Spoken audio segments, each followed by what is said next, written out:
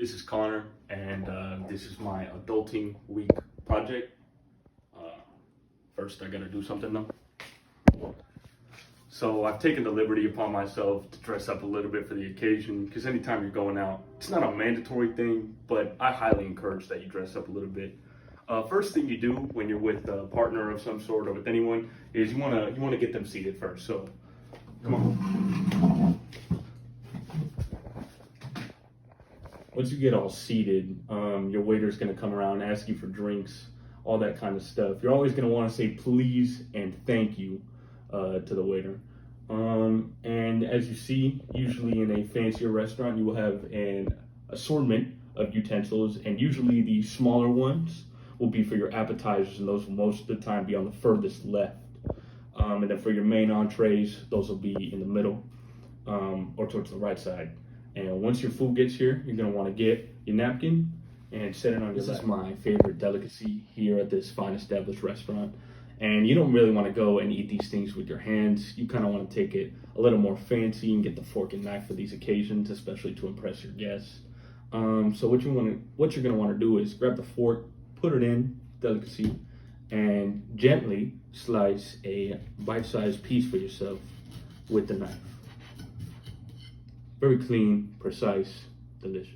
Once you finish eating and you and your guests are ready to leave, you're gonna wanna leave your waiter or waitress a tip, especially at the finer restaurants. They give you better service, so you kinda wanna leave them a hefty tip. So I did my taking, and I left something very nice for them behind, and you know, I don't know how much more you can do than that, honestly.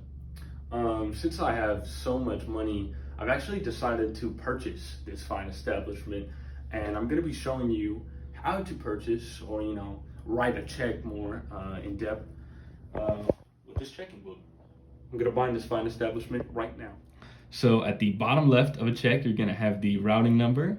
In the middle, you will have the account number, and next to that, you will have the check number, which will always match the top right.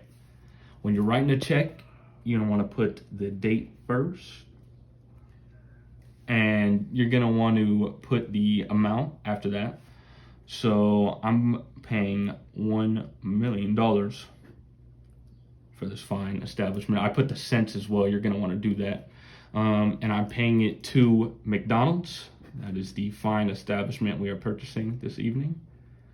And right below that, you're gonna want to write out the amount that you are paying. So 1 million. And put these 2 zeros over 100 to show that you are doing 0 cents left over for this. And then the bottom left, you're gonna say what you're purchasing it for. So I'm saying to own this fine establishment. All right, we can't fit establishment, but that's okay. We can skip past that. And then the bottom right, you're gonna wanna sign your name. So, yep, looks about good. And it's really as simple as that. I now own a McDonald's.